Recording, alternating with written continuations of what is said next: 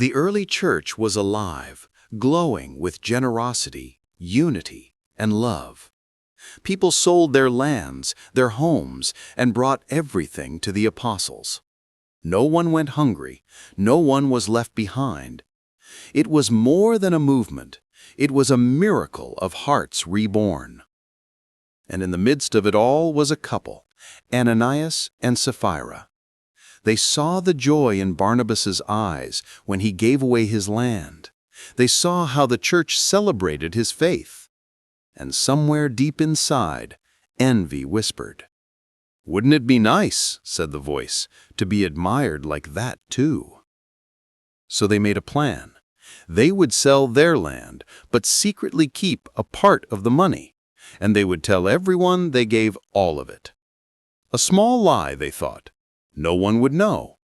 But heaven always sees. The morning was bright when Ananias entered the gathering.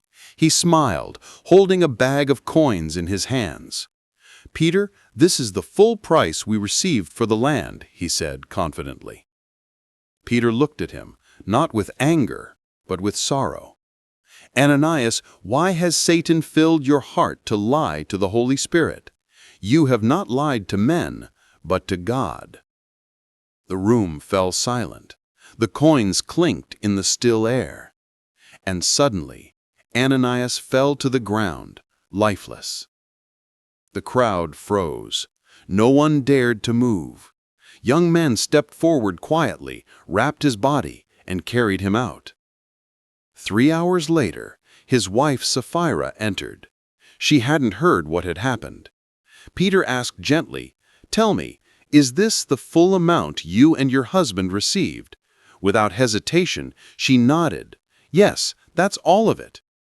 And Peter said, "How could you agree to test the Spirit of the Lord?" Before she could reply, her strength left her. She too fell beside her husband's grave. The fear of the Lord filled the whole church that day. It's a hard story, not because God delights in punishment, but because He desires truth. The early church was built on love and honesty. Lies, even small ones, could poison that foundation. Ananias and Sapphira didn't die because they kept money.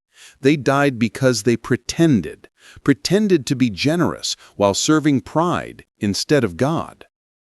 In every age, the danger remains to look righteous on the outside while hiding deceit within. But here's the grace. God doesn't want perfection. He wants truthful hearts. He calls us not to impress others, but to walk in sincerity. Because when truth and love walk hand in hand, the church becomes unshakable. So remember their story, not with fear, but with wisdom.